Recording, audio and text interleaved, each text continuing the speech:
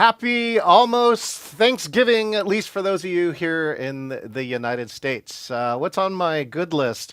Well, I recently, I'm the president elect for the National Speakers Association. Very excited about that, and got back from the Chapter Leaders Institute in Minneapolis, where I got to meet 50 of the chapter leaders around the world. It's nothing more amazing than getting 50 paid professional speakers into one building.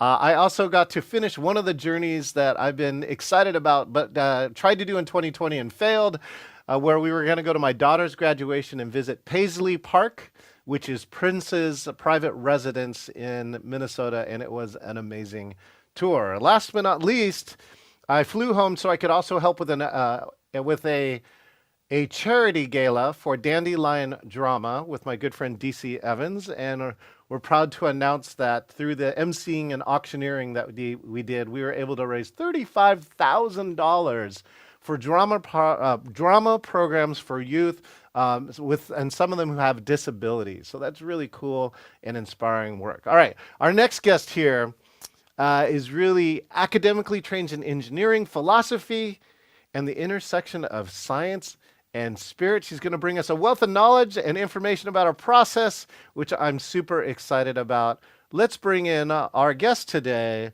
the one and only Gina Mollicone. Hi, everybody.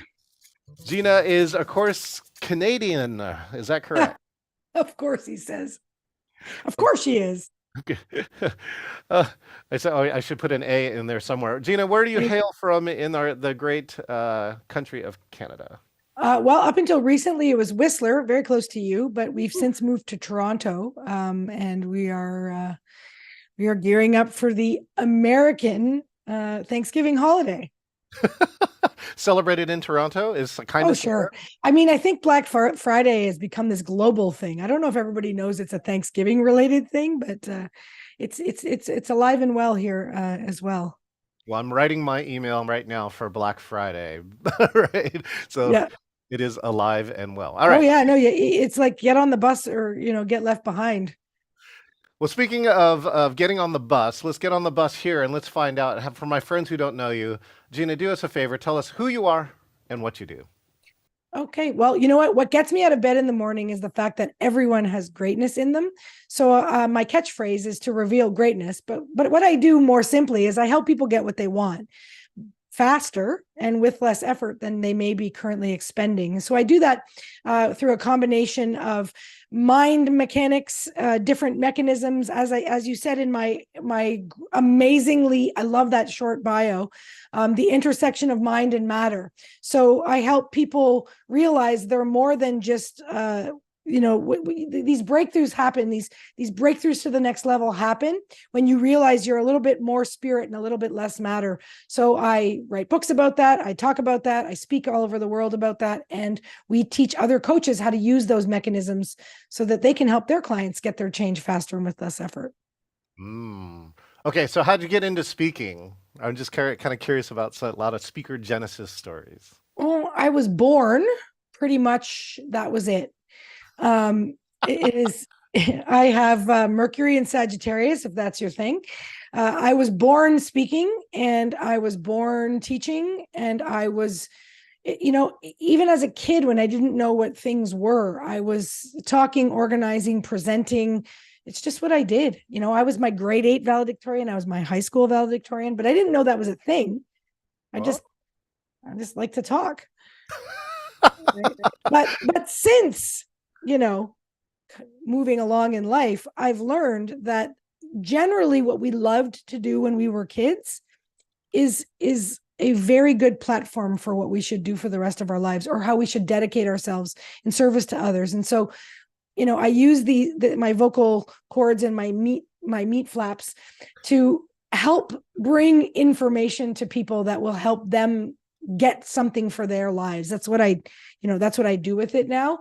But I have spent a lot of time studying and cultivating that craft so that the information that comes through me gets to the intended audience with as little distortion as possible.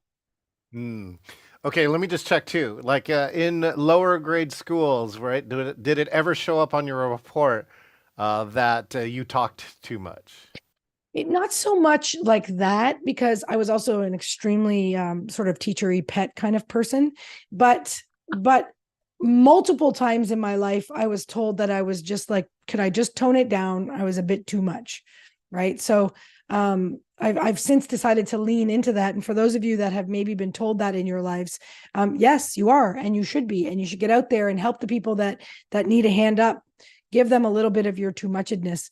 And so, yeah, I definitely wasn't really told to be quiet. Well, I did ask a lot of questions. That's not that. Yeah, probably I had teachers going like, "Oh my God." Okay, what's either the most unique or deep question you've either asked or been asked? Here, I'll give you an example. Like, what was Okay. one of the? Oh, so one of them on my friend's cards. Jan Keck has a great conversation set of cards, and his said, "What did you learn from your last failed relationship?" Ooh, Well, okay, this is amazing that you're asking me this question. And I'll tell you, can I tell you like a little bit why this is so blowing my mind? So please. I have a son in university right now, and he's a budding entrepreneur. Yeah, And they started a business over the summer in this entrepreneur program that they were in that yeah. does this exact thing. It asks deep questions every day. It's called Ponder, and they're still in a little bit of a, you know, Startup phase. yeah, startup phase big time. But the idea, is that we ask deep questions. And so it's amazing that you're asking me this. So in my experience with that, one of the ones was, if you could um, go back and do something over again, Mhm. right? What would you do? And when I thought about that, because we always have these like regrets, or, oh, I wish I didn't do that, or whatever. Yeah, I had a really hard time because of this butterfly effect, because if you change that one thing that you did, so this is why the question was so deep, not because my answer was particularly stunning. It was more like, well, but if I change that, then that never happens. And then that never happens, and that never happens. And so I ask this question when I'm teaching, whenever I start a training, right? I always say to people, how many of you realize that everything you do is your choice? And, some people say yes, some people say no. And then I'll say, okay, I want you to think about every choice you've ever made in your entire life, leading to the moment where you are right now, sitting in the chair that you're in, right? Right now, you wouldn't be in that chair in this room at this time if all those choices hadn't led to this moment. So if I go back and change something, well, I regret hurting that person, or I didn't win this prize, or I would have said this differently, it would mean that where I am now is no longer where I am now. And so I had to actually say I wouldn't, even though I've been through, hell and back, so to speak. And there are lots of things in my life that I wouldn't choose on a menu if given the choice. Um, yeah, right? Like yeah, run through a meadow, run through hell, right? Like, but that being said, every choice I've ever made has put me here. And so I have to trust the process. yeah. So that's the deep answer to my not so deep Well, it's a answer. great deep answer. I mean, this is kind of multiverse stuff, which is around that. Well, It's that's my one. jam. And the second one that I love to tell entrepreneurs too, especially if you have even failed as an entrepreneur, that quite often everything that you've ever done has set you up for this next thing that's coming up. You're speaking to the author of The Secret of Successful Failing. So all I can do is completely agree with you and tell you that, every step that you're taking, like I just was shown an amazing video yesterday of a triple jumper who, his name escapes me right now, Jonathan something Mhm. Edwards from the UK, whose story is remarkable. I mean, he 4 Olympics, in his first Olympics, which whatever was before Barcelona, he came 35th. And then in Barcelona, he came 32nd. And then all of a sudden in Atlanta, he won the silver. And then all of a sudden in Sydney, he wins the gold. Now, I got to tell you, how many of you would keep doing triple jump after 2 Olympic showings, not even in the top 20, 30? Right? This Yeah, guy keeps going. And the person that was showing it to me yesterday was sort of making the point like, failure isn't fatal. Right. And so just keep going. And what a great story. I can't believe I've never heard of that. I'm a motivational speaker. Like That's embarrassing. So, well, I want to talk about your book, and I want to know, have you watched Naiad? I just okay. So I'm a mixed because there's some heaviness in it, but yes, it's on my list of things to do on the plane tomorrow. I can tell you that I watched it. I think whether or not you love the story or not, you will certainly love the aspect of failing and succeeding. Right. And that's why, about 10 people who, they all know Oh, who I am. They're like, you got to watch it. You got to watch it. So yeah, that's on my list of things to do. But one person sort of said there's a bit of a heaviness to it. So just prepare yourself. Mm.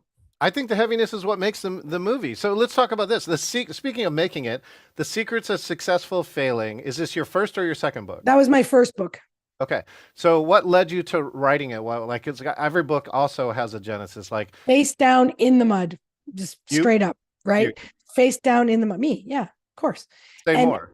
and so, well, the story of this book is it's pretty cool. So all my life I've kind of been good at most things that I try. I'm very determined, and if I wasn't good at it at first, I just, I'm like I brag that I'm the world's best intramural athlete, right? So I can kind of do everything because I never give up. But there I was as a new mom of two little children, two Oh, babies really, yeah. and I was just not. And so I faced down in the mud, and I just kind of said to my husband, like, I got to do something here because everything's impossible and it's coloring my whole world. So Mhm. what I did was I made a list of everything I considered to be impossible, sort of like the impossible category, right? And mother, being a good mom, a new mom or whatever was in there. And so my theory is if I could just get something in that list to be proven untrue, then I could blow the boundary on the whole list. So I chose to run a marathon, which was extremely impossible for me. And my husband was like, no, literally anything else, please, no. Well, because I ran a half marathon years before, my knees blew up and it was a nightmare. And I'm very slow and right, just very painful to watch. Yeah. So I'm like, no, I'm going to do this. And he was like, oh my God. And so over the course of training for this marathon, I mean, it was super embarrassing. I signed up for a running club, one of these running clubs where you run with the bunny, Yeah. and I was so slow that I could barely run with the walkers, but I didn't want to run with the walkers because I was running. So then I had to train by myself, and then I met this training partner, who was amazing, and it was just this whole thing was just serendipity. And the race was in San Francisco, which, Oh, if you're familiar with the topography of San Francisco, not the best place for your first marathon. So I certainly was making it, I was working for it. And so I was running this marathon, and long story short, I thought I was kicking this race's ass, and my ego started to get all involved. And around, it was 9, 26, 17 miles. So I saw my husband, he was biking all over the place. He was like, you got this. I'll see you at the finish line. I'm going to go, because our friends are with 4 kids under the age of 3. And so he took off, and I started to climb this hill. And this is the American Canadian thing coming through full. They're like, don't worry, it's only just over a mile long hill. You'll be fine. And in my mind, I wanted a mile and a kilometer to be the same thing. And they are not. they are not. And not even close. So my wheels started to fall off around the kilometer mark. And anyway, and then I got passed by like an 80-year-old woman. I mean, it was absolutely, it was just like on Looney Tunes when they just keep beating you. And so I got to the top of this hill and I hit the wall and I couldn't move. And I was just sobbing and I was frozen and I couldn't move. And my husband happened to be there and he wasn't supposed to be there. And he's like, what happened? And I was like, right. You know how women are in that state. I was just like totally, and he was, you know what? I'm not going to say anything. He didn't say anything. So he just kind of stood on his bike behind me and he started to read my shirt. And I'd been raising money because it was a team and training event where you had to like raise money to be in the race. Yeah. So the way that I had raised money, I think I talked to you about this earlier, was I love efficiency. So I sent out one email, 5 sponsorship thresholds, and the most popular option was people who gave me $100 got their name on my shirt, right? $1,000 got you a phone call from the finish line and so on. But I had quite a few numbers on my shirt, names on my shirt. And he started reading random names of people he didn't know. And he's like, who's that? And who's that? And all of a sudden it hit me. There's like 57 people on my shirt who think I can do this, who didn't even hesitate to give me the money. My mom could call me because she'd run a marathon. My dad gave me some money. Like everybody thought I could do it. So I was the only one who didn't. And that was stupid.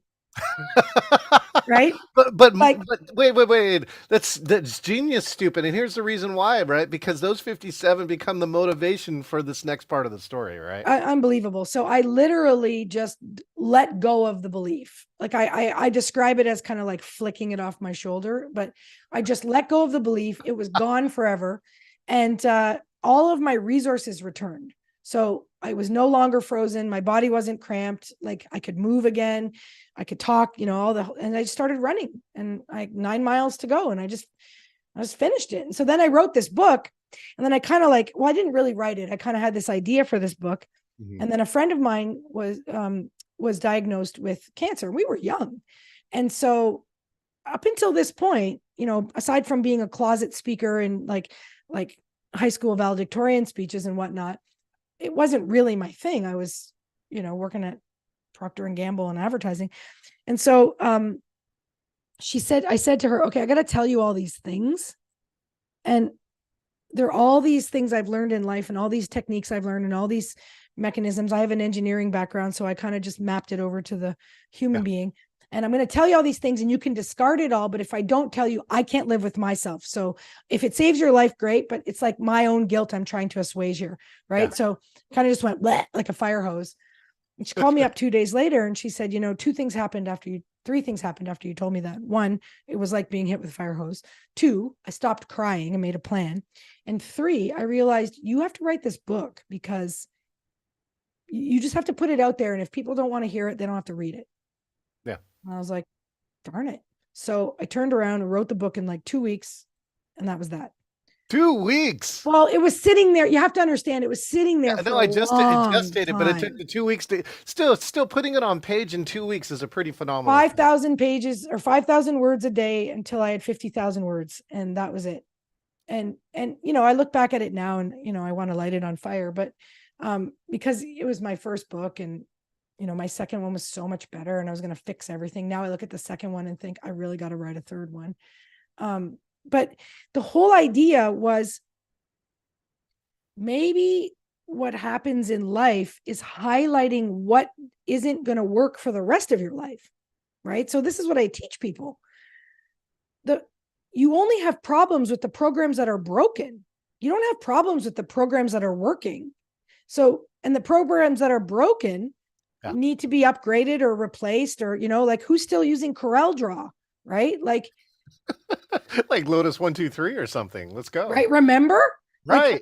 Right. So I remember when I was working at Procter and Gamble back in my corporate days, we were always, we always had the latest software or whatever, but there was always those people that went to the mall and waited for the launch of the next Office or whatever, right? Like, they do iPhones now. People don't believe me. This is how they used to launch software. Right? And so I worked at Microsoft, so like when Windows 95 came out, was the biggest circus I've ever seen. Right. That was when I was working at P&G. And so somebody would obviously go get something, and then they'd send you the document in the new version. And back then there was no compatibility, so you couldn't open it. And I always say to people, what's the obvious solution? Just go out and get the right program so you can open the document. People would say to me, oh, I get it. Like, sure, you could yell at the guy for sending it to you, but still not going to get the document open. You could blame him.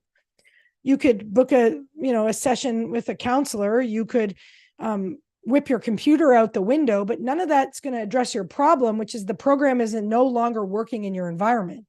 So just upgrade the program. And I want people to get this. When something's not working in your life, there's nothing wrong with you. There's just something wrong with the program or the strategy or the steps that you're taking. You're trying to shove a square peg into a now round hole. That's it. So it really, and then sure, you got to let go of this and do that. And that's change. And people don't necessarily like change, but that's kind of how we work. Right. So, what happened to me in that marathon was a very manual way of replacing a belief, Yeah. right? Now, Yeah. what I do is I shortcut things for people because you don't have to go out and run a marathon and be face down in the mud to get that learning, right? Now we have techniques for that. That's So, why I do what I do. well, the fun part is I got a chance to meet Stu Middleman. He's an ultra marathoner. He did 1,000 miles in 11 days. He also did 52 miles a day for 56 days for his 40th birthday. He ran from California to New York to Central Park. And one of the parts that actually they talk about is that you actually want the grandma to pass you because what you do is you want your body to burn fat instead of sugar or carbohydrates so that you can actually go for these long distance of time. I Interesting. actually used it and finished the Seattle Marathon, and I'm not really a runner, right? But I did finish the Seattle Marathon. I think it all leads to this too. I think you'll appreciate this belief. Uh, I've heard change happens in a heartbeat, but often it takes a whole bunch of stuff to happen, right, for you to decide. You Is that see your how it model says back hell there? here? You see how it says hell here? Oh, Most that's people hell? spend their time. See is the point of change. See how it's an inflection point? Right. Ching, right? But it's that period. I should actually, this is not to scale, right? Because Some of you need the other part too, right? Some objects may be closer than they actually are. Speaking of objects closer than they really are too, I really want to get into like, the secrets of successful failing happened in the last 3 years. Right? yes. The pandemic is one, right? And I would really love to hear, since you also have these key skills in, what did you fail in virtual, right? And what do you do to create rapport in virtual meetings now? I would just love Oh, to hear your version. I love your question. So, yes, just in case it's not clear, when you run a corporate development training, personal training, and team building company, March of 2020 represented zero.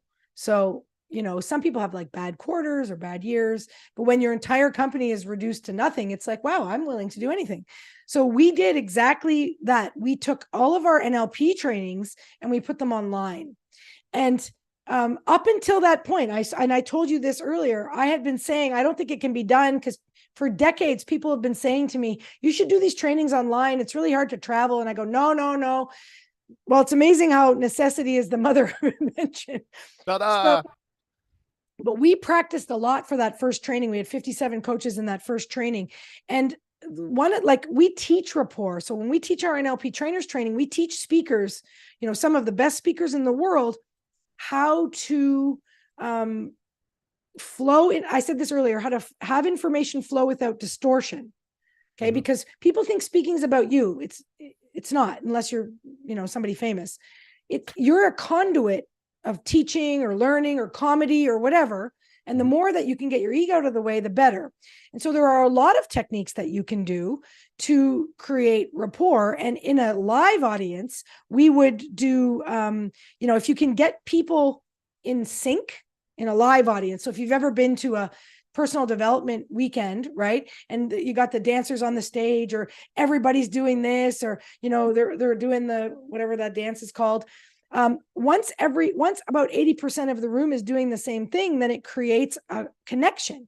Right. And then you as the speaker share that connection. And so now you can translate that connection backwards, But let me right? help too for our guests who don't know, right? Gina's trained in NLP, which is neuro linguistic programming, and I've also got to hang out with one of your good friends, Tony Robbins, to learn a lot of it in what I do too. And so those are the things. And the secret behind what she was just talking about is matching and mirroring. When you can get a whole bunch of people, this is why singing's so powerful. This is why dancing is still so powerful for humans. When you get everybody to do the same thing, we actually start to feel like we are connected to each other, which Right. is We could kind do of it right now. right. There's Yeah. people, there's people watching this live, right? If you and I do the same thing, so let's just take a deep breath, right? And then let it go. All the stress is out. Oh, let's do one more for Thanksgiving, just to get rid of that extra Thanksgiving stretch, right? And then let it go. Now we're in rapport. And Yeah. And you breathing mentioned is Tony one of Robbins. the So most we're all trained in powerful, the same right? thing, Yeah, right? Like breathing is one of the most powerful ways to get in people in rapport. 100%. And that's like true in all places. So wherever there are humans, they're usually breathing. And if you can match and mirror their breathing, you can get in rapport. So we had to recreate that in the virtual environment. So what we had to do is take our skills and see if we could translate them. Yeah. right? So we had to do a lot more. Get up, everybody, get up. Here I'll show you. So I think I can do it. We had.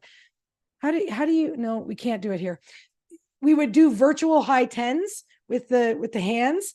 So we Oh would yeah. do because normally I do like lots of high tens and high fives and lots of energy, right? Get people up, running around their room. I do a lot of different little techniques, pow, pow, pow, pow, so that people feel like they're part of something. Oh, the other thing that we did, I'll give you this. Now, I know it's not virtual, but in our physical training rooms, Yeah. we have coffee and tea, like most people do. But we also have squares of dark chocolate, and everybody loves this. And I don't know why, because you can literally buy it anywhere. But so what we did was for every participant of our course, we sent them a box of coffee, a box of tea, and a box of these square chocolates. Yeah. And when we had breaks, we all had the same everything. Yes. So it was these kinds of things that helped us get through that pivot for sure. For sure. Well, you'll love this one here, which is so what? Turn your hands out this way. Now high five me. Oh, I love it. Oh, Right? yeah.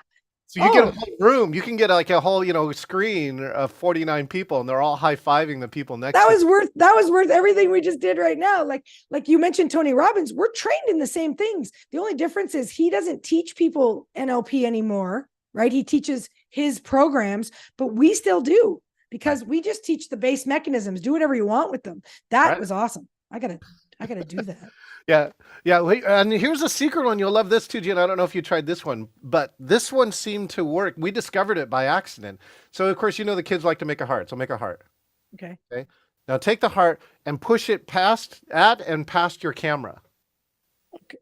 Okay. And then then branch out like that. Oh, cool. And then sometimes we ask people how many people felt something. And like a good portion of the room, of course, all our good friends, the empaths, are like, oh my God, that's the first time I felt something since, March of 2020. Wow. Well, So, so we one of the other things we teach people is from the Institute of Heart Math. So oh I don't know yeah, if you know Heart Math, yes. but Heart Math has a number of techniques to create heart-brain coherence. And so we do these techniques, and then we do this process where we actually actively send it out. Yes. So from the heart, and we send it to the other people that are in the virtual room, and they claim, right, that they feel that reception. Yes. So Well, look, I feel like this gets into the quantum physics sides, which says that people can feel connected together no matter where they are, no matter how far they are. hence the intersection of mind and matter, right? So say more. What is now your understanding of Well, mind and matter? so we are obviously, you're there and I'm here and you're physical and I'm physical and this is real and that's real. And yet there's a whole bunch you can see behind my shoulder. It usually says equals MC squared, right? So that's the master equation. Because what Einstein did was he brought together two concepts that had been separate in a silo, right? So energy and matter are equivalent. Yes, by the factor of the speed of light squared. I got it. But they're the same thing. And if they're the same thing and you're trying to change something material, then it stands to reason that if you change it where it's not material, it will go faster and with less effort, right? If I always say to people, if you have a table and it's kind of crooked, you can sit there and saw one leg and saw another leg and saw another leg and saw another leg, and eventually you might get a table. But if you go back to the design and you fix the measurement that was off, then the next table will be perfectly level. And so that's how your mind works. By the time it's out in your physical reality, it's finished, it's cooked, it's solid. And it started when it wasn't. And so why we promise people faster and with less effort is because NLP, timeline therapy, so neurolinguistic programming is sort of like, think about it like your conscious thought processes. And timeline therapy is for your emotional processes. And hypnosis is for your physiological processes. But they all do the same thing. What they do is they allow you to tinker with the programs that aren't working and make them work for what you want now versus what you wanted yesterday. And they make it go faster and with less effort because you don't have to run a marathon, freeze up, and go through that whole thing. You can just access the belief through your processes, right? It can be done. I didn't know though back then. All right. Well, Okay, well, you love to talk about the future. So I'd love to hear now that you've gone through these last 3 years and the virtual world. I love too that you went from not possible to like we're doing this every day, right? Yeah, well, you know what? Like I used to have this phrase. Oh, and when I ran the marathon, on my shirt I wrote, um, I am possible. Like I'm, impossible, but I just put a apostrophe in it. Yeah. So we used to say people we turn the impossible into possible. Like that was one of our earlier catchphrases, right? Was back then.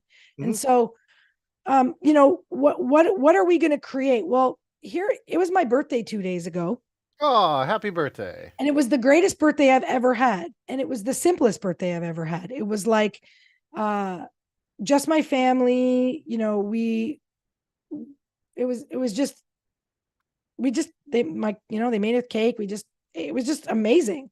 And one of the things I said to them was, you know, the what we're going to create going forward, it can't be, people say, oh, I want to get back to the way it was, right? I want to get back to the good old days, or before the lockdowns or whatever. I want to get back to that. But the thing is, we can't go back to that, because um what that did was brought us to where we are now. So if we go back to that, so what, you want to go back through another of the last 3 years? Like, are Yeah, you you crazy? end up going backwards to a place, and there are some things now you go back and actually we're not that good. Well, the other part, I hopefully people recognize is that people took uh, for granted in-person live events. Right? And what I tell people now too, like you and I now have gone, and the rest of us have gone through this thing that may never happen again in the lifetimes of a lot of people, I would hope so. right? Well, and we hope so, although we don't know. All right, and I'm saying that's what you're going to take to go forward. So I think hopefully one of the things that people will take away is like right now, if you can meet with your family, if you can meet in person, right? How much of a treasure it really is, Right. not for Things we granted. used to take for granted. So, like, super weird, best birthday ever. But, I saw this post by someone called Sarah Zula. It just popped through my feed. And I sent it to my family because, it's been a lot to handle, right? Like, it's been, people have had to change things. And, I have this saying in one of my books, I think it's Think or Sink.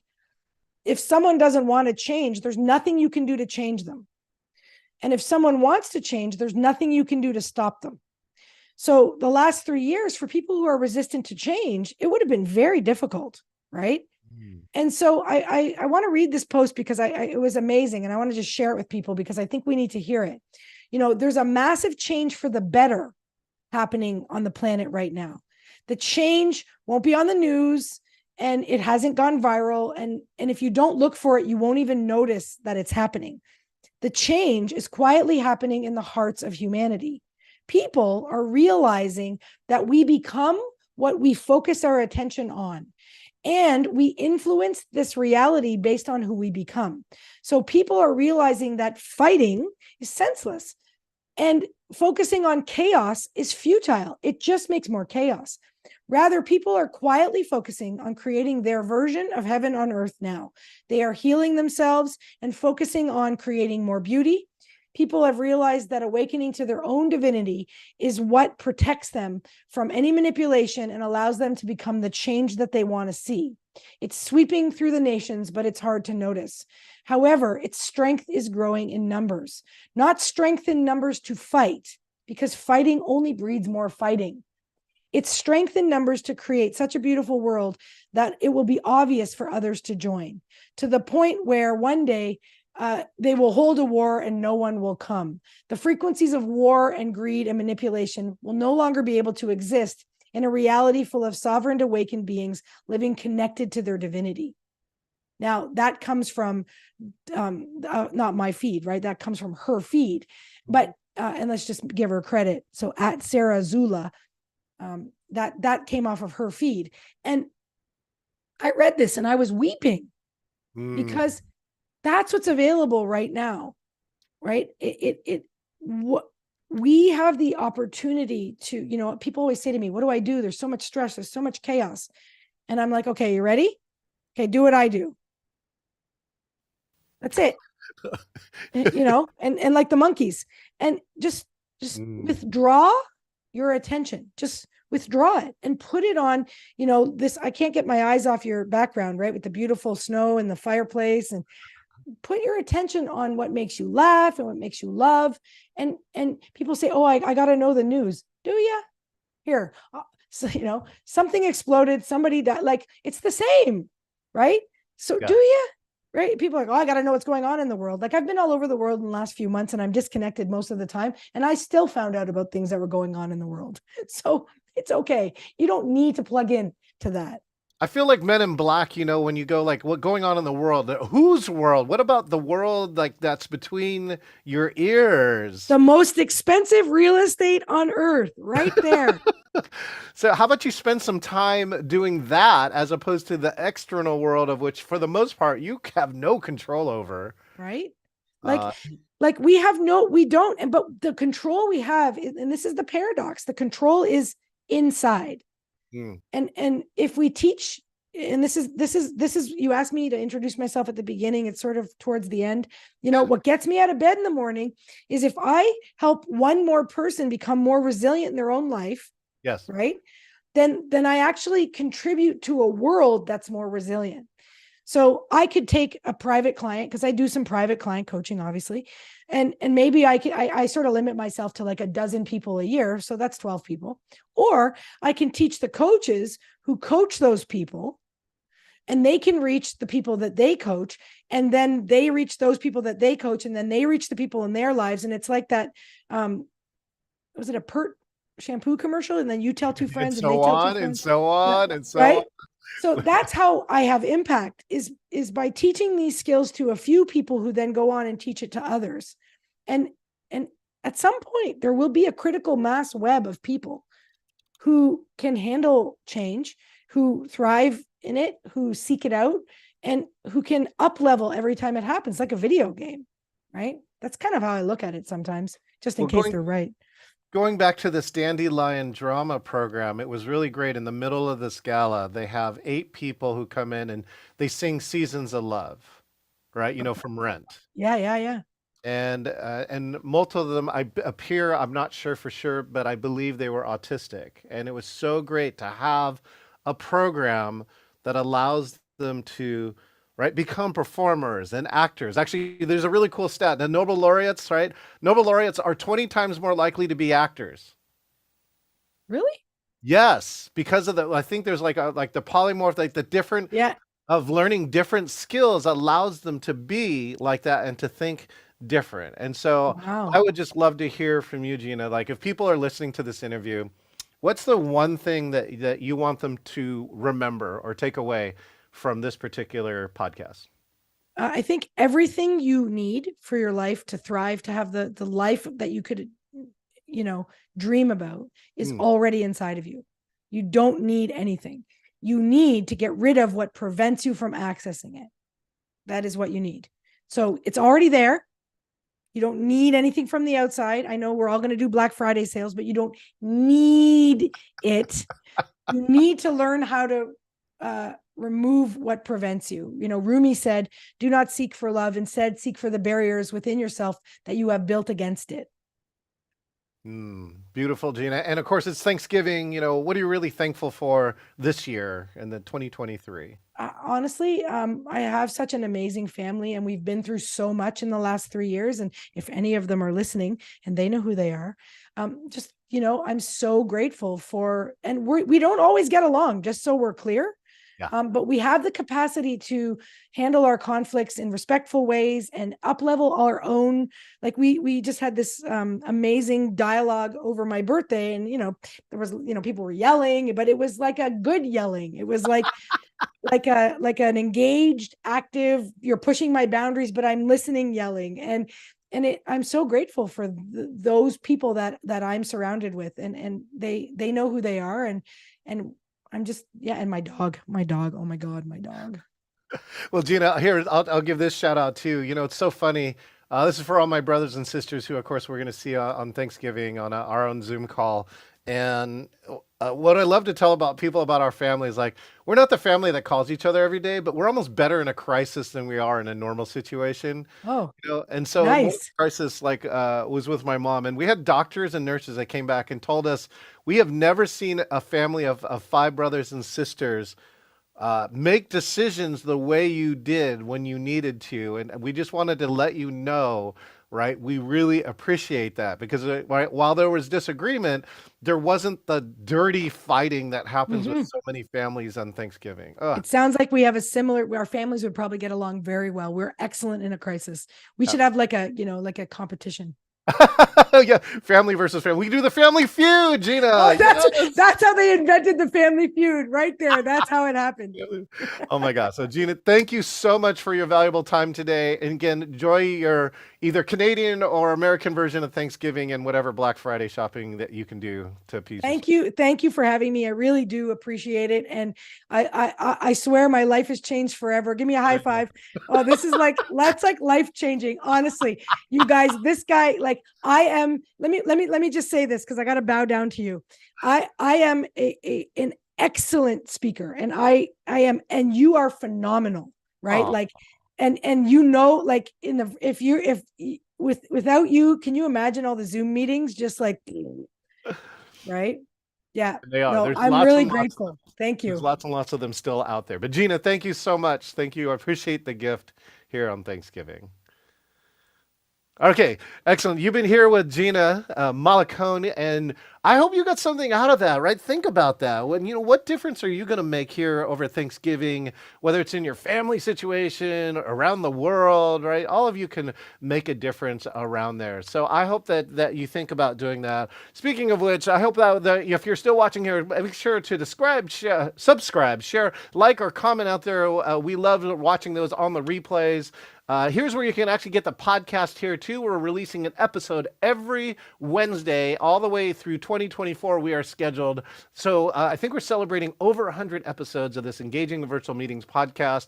The other part here too, I just want to share, if you want to be the next person here on the Engaging Virtual Meetings podcast, go to this URL, engagingvirtualmeetings.com/meet and select interview. I just want to say happy Thanksgiving here from Seattle, Washington on the Engaging Virtual Meetings podcast. And I hope that you have something to be thankful for. Until next time, see you next time.